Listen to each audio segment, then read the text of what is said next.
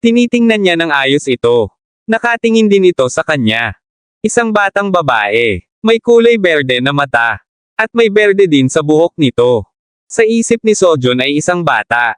Halika Albert, ang sabi nito. Ah, iyon ang pangalan ng butiki. Aniya ni Sojun sa sarili.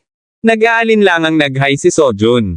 Galit ang mga berdeng mata nito na tumingin sa kanya. Pinipilit nitong tumayo ngunit agad ding napaupo dahil sa iniinda nito. Ayos ka lang ba? Tanong ni Sojun dito. Diyan ka lang. Papatayin kita kapag lumapit ka. Ang sabi ng batang babae. Nagsesenyo si Albert sa batang babae na para bang kinakausap ito. Ano? Hindi siya. Talaga? Tanong ng batang babae kay Albert.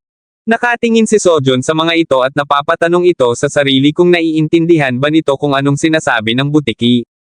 Mamaling ang tingin ng bata sa kanya at nagtanong kung ano ba si Sojun. Napaha naman si Sojun dahil hindi nito maintindihan kung anong ibig sabihin ng bata. Narinig mo ako. Ang sabi ng bata. Sinong nakakaalam? Dumadaan lang. Sagot ni Sojun. Imposible. Muling sabi ng bata. Nagtanong si Sojun kung sino ito. Isang dumadaan. Ang sagot ng bata. Ano? Kapareho ka sa akin. Sabi ni Sojun. Sinabi ng bata na tumahimik ito. At umalis na lang kung walang kailangan sa kanya. Nagtanong si Sojun kung hindi ba masakit ang binti nito. Na parang napilipit ito. Natitingnan niya ito sa malapitan. Tinanong ng bata kung hindi ba siya narinig ni Sojun. Na sinabi na nito na huwag itong lalapit. Pinagmasdan itong maigi ni Sojun. Lumuhad ito at ibinaba ang kanyang sibat. Itinaas nito ang kanyang dalawang kamay at sinabing ayos lamang. Na hindi niya sasaktan ito. Natutulungan niya ito. Sinabi ng bata na ayos lang siya at umalis na si Sojun. Saglit lang. Eto tingnan mo. Alam mo kung ano ang isang lochram, tama? May nakita akong ilan habang papunta ako dito. Naglalabas ito ng malamig na enerhiya. Kaya madalas itong ginagamit na parang cold pack. Ito'y kapaki-pakinabang para sa isang baluktot na bukong-bukong. Lalayo ako sa sandaling matapos kitang gamutin, okay? Ang sabi ni Sojun. Hindi basta nakatayo na lamang si Albert kung may gagawin kang kakaiba. Ang banta ng bata. Makalipas ang ilang minuto ay sinabi ni Sojun na. Ayan, tapos na. Malamig ito. Ang sabi ng bata. Habang inaamoy-amoy naman ni Albert. Ganyan sadya yan. Gagaling din yan pagkatapos ng ilang sandali. Muling sabi ni Sojun. Okay, pwede ka nang umalis. Ang sabi ng bata na nakatayo na. Magsisimula ka na bang maglakad? Hindi pa dapat. Ito ay magpapabagaw sa proseso ng pagpapagaling. Sabi ni Sojun dito. Ayos lang. Matutulungan ako ni Albert. Halika na Albert. Nagsesenyos muli si Albert. Ano? Sinasabi mo bang mabigat ako? Tanong nito kay Albert. Gusto mo bang buhatin kita? Tanong ni Sojun. Ano? Sigaw ng bata. Bakit ba patuloy kang nakikialam sa amin? Anong pinaplano mo? Tanong ng bata. Wala. Hindi ba kadalasang tumutulong ang mga matatanda sa mga batang nangangailangan?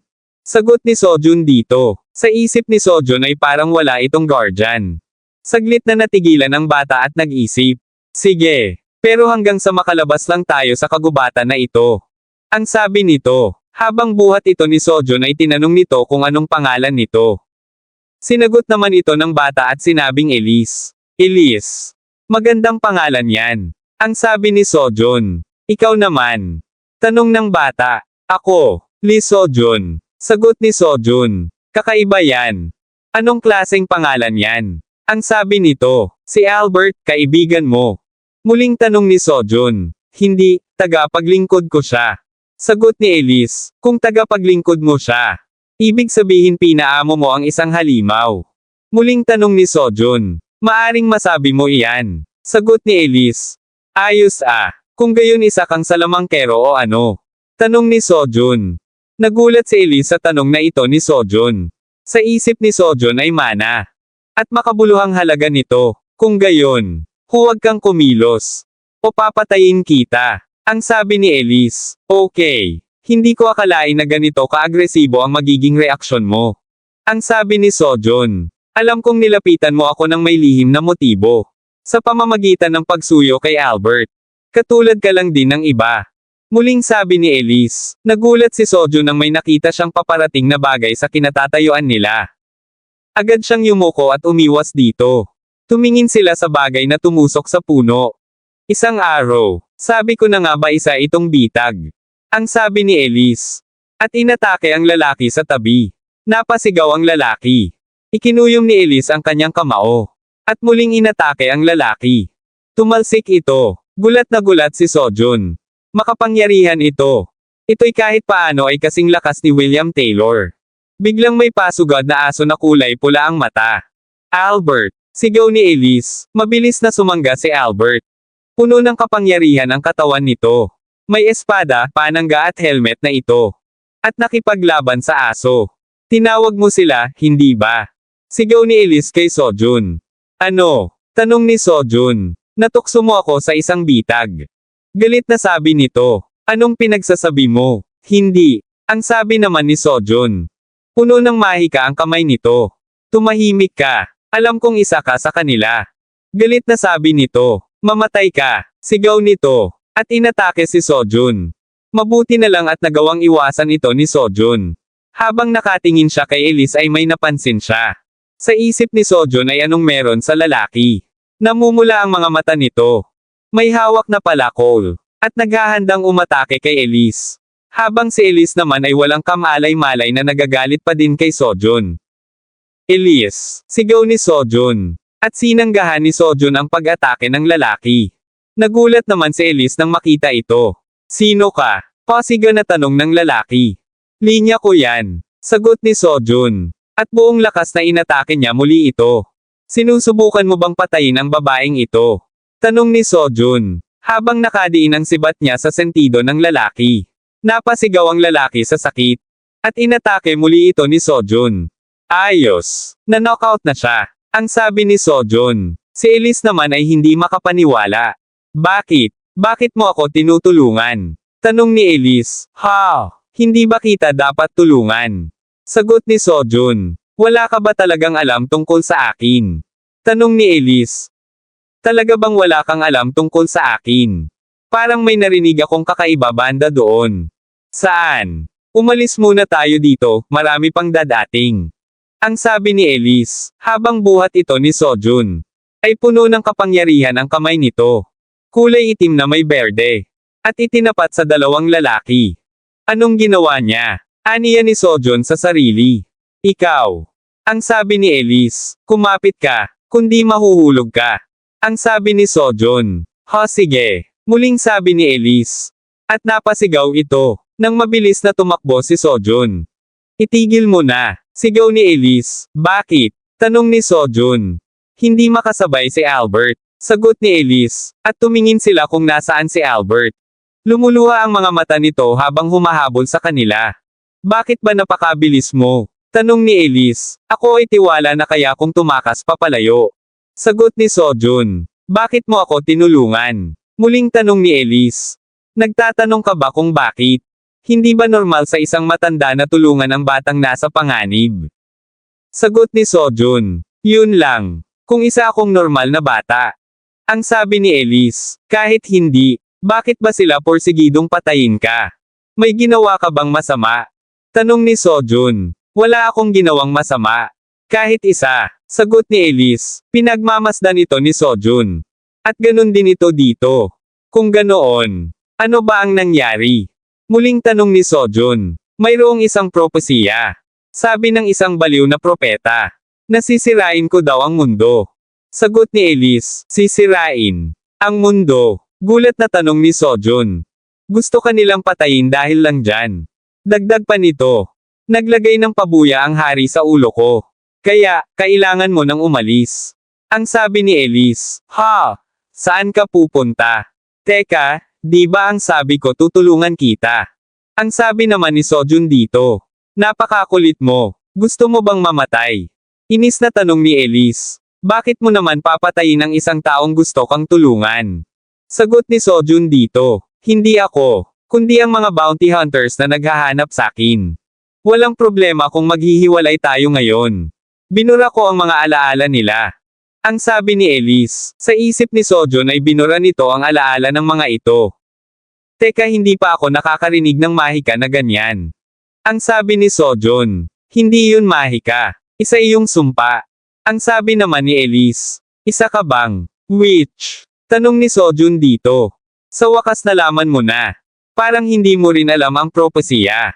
Sino ka? Sa anumang kaso, hindi makabubuti sa iyo na manatili sa tabi ko.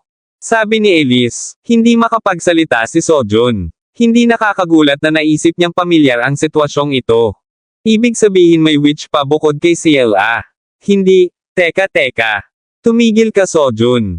Ito ay isang ilusyonaryong mundo. Partikular na sinabi ni 23 na ang scenario quest ay hindi nagaganap sa realidad.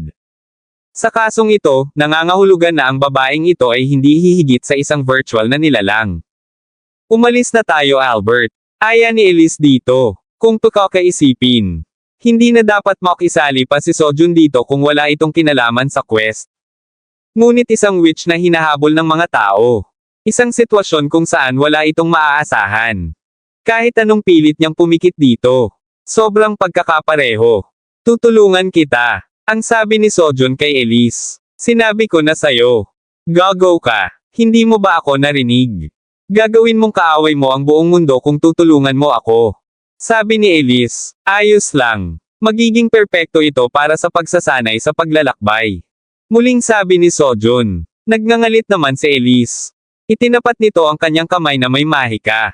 Nakapalibot sa leeg nito ang mahika. Makinig kang mabuti, nilagyan kita ng sumpa.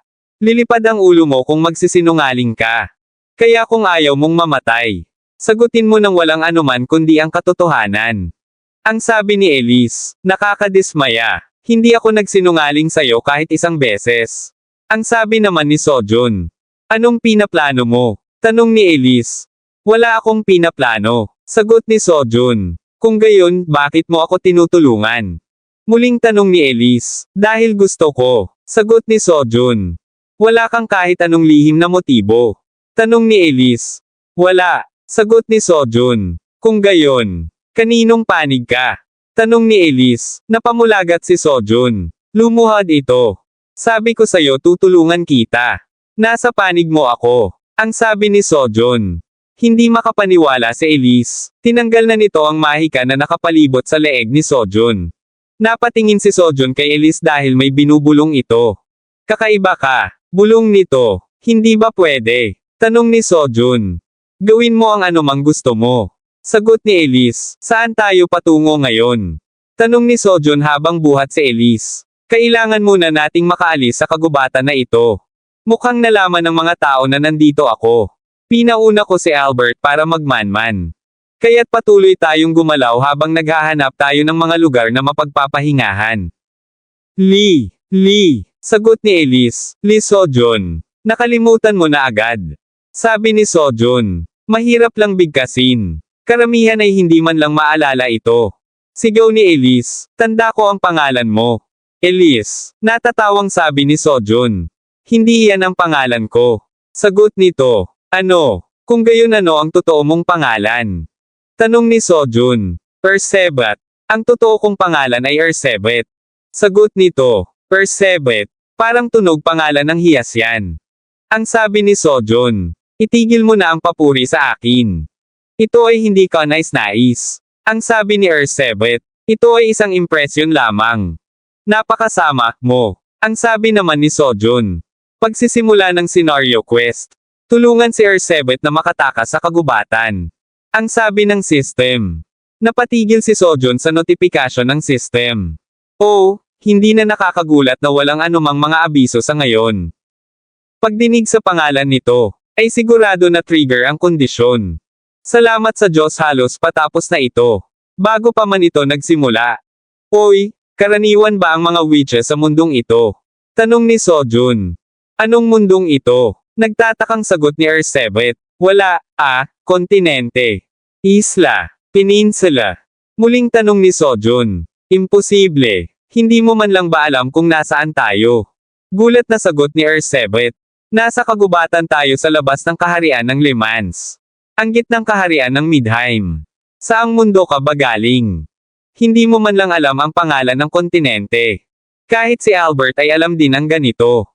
Dagdag na sabi ni Ersebet. Sa isip ni Sojun, kahit na siya ay nag-regress, hindi niya alam ang isang bagay tulad ng isang virtual na pangalan ng kontinente mula sa isang quest. Mula sa taga-malayo, bueno, ang isang tulad ng witch ba ay isang lahi o isang klase o isang bagay? Tanong ni Sojun. Tao ako. Tinawag lang akong witch ng baliw na propetang iyon. Sagot ni Ersebet. At sino ang propetang iyon? Muling tanong ni Sojun. Isang tao na nagsasabing siya ay isang tagapagbalita ng Diyos. Sagot ni Ersebet. Dapat talaga tayong umalis dito sa lalong madaling panahon. Kung nandito ang mga bounty hunters, ibig sabihin malapit na rin sila dito. Dagdag na sabi nito. Sila. Sinong sila? Tanong ni Sojun. May bandera ang mga ito. Grupo ng kalalakihan. Ang Paladins.